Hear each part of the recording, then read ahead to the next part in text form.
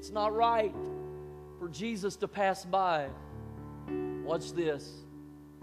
And you have a wound, and you miss him. We know Bartimaeus had a natural wound. He was blind. He couldn't see in the natural. And the Bible goes on to say, as he shouted out, Jesus, Son of David, have mercy on me. Verse 48 tells us, they said, be quiet. Some of the people yelled at him. It's not right for you to have a wound and hush as Jesus passes by nearby. As Jesus is passing you by and he's close, it's not right for you to be wounded in your body and be in need of healing and become quiet just because the voices pull at your heartstrings and tell you, hush. But you know what is right? For you to cry out all the more, Jesus, Son of David, have mercy on me. It's not right if you've been wounded in your emotions. You've been wounded in your psyche. You've been wounded in your mind. You've been wounded in your heart because of the things that you've gone through, because of the burdens that you bore, because of the situations that have come against you. For you to crawl into a corner and quit and become quiet and say, I'll just put up with it. I'll just deal with it. I'll just take the medicine. I'll just go through the motions. I'll just go through the pain. I'll just hang my head in defeat and I'll smile when everybody's looking. It's not right for you to just put up with it. Don't listen to the other voices, but cry out all the more, Jesus, have mercy on me, and he will stop and bring healing for you. If you're wounded, don't be quiet, but cry out. Hallelujah. It's not right. It's not right if you've been hurt in church for you to secretly become angry and to hold your wound on the inside and let it fester. And even though you still come and sit on the pew, for anger to fester in your heart. And when nobody's around, that anger grabs hold of you and keeps you from being free. It's not right. Don't let the enemy, the voices, pull at your heartstring and tell you to hush.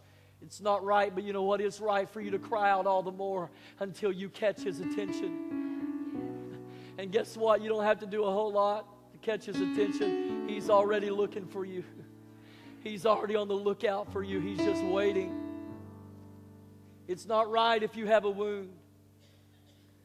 So Bartimaeus cries out all the more. His wound is his blinded eyes. It's not right for you to hush if you're without. Bartimaeus was not only blind, but he was a beggar. He cried out all the more. It's not right for you to hush if you're without. If you're doing without, don't be quiet. Don't crawl in a corner and pretend that you have plenty when you don't. If you're going without, we could touch on so many things here, but let me just say, if you're really dry,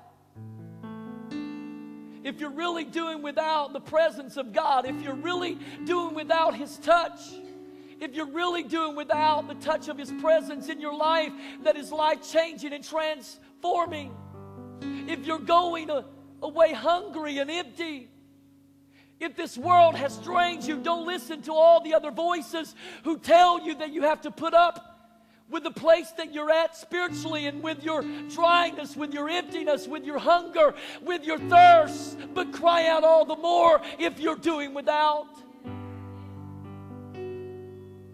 If you've yet to be filled with the Spirit, if you've yet to be overwhelmed and overcome, if you've yet to receive freedom in your prayer language, don't do without. Cry out all the more, because he's a God who pours out his gifts and brings freedom in his Spirit. Come on, somebody. Don't listen to the voices, even though they say that for some reason you deserve what you're getting or what you're not getting. Don't listen. God has so much more for you. Don't do without. Hallelujah.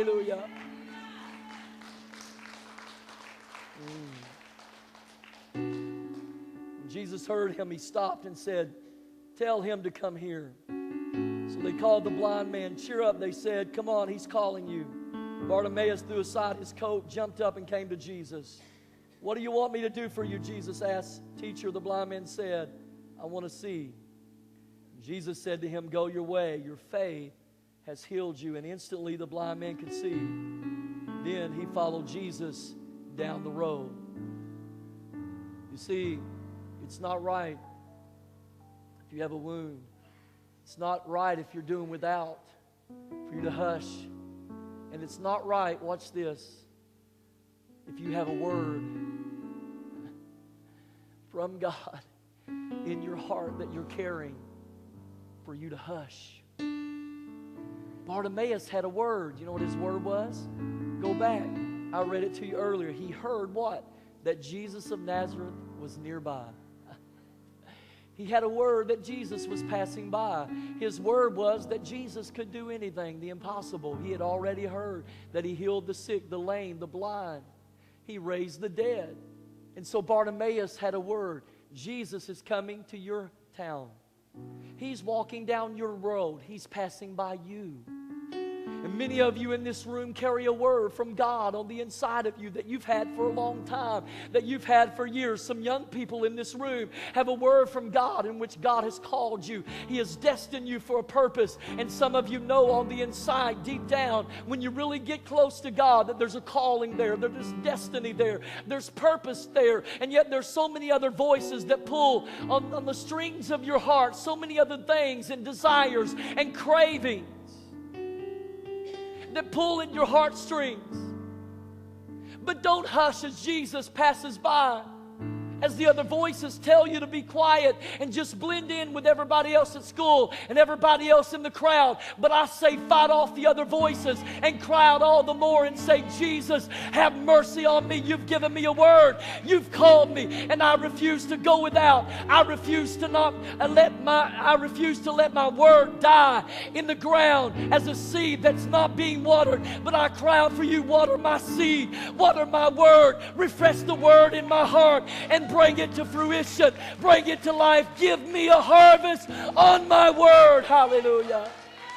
There are many of you in this room that carry a word concerning your family, your kids, your marriage, your calling, your purpose.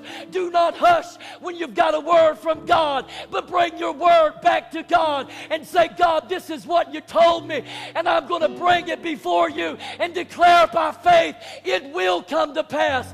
Me and my house will be saved. My family will be saved. My life will be used for your purpose and the destiny that you've called me for. We're about to pray.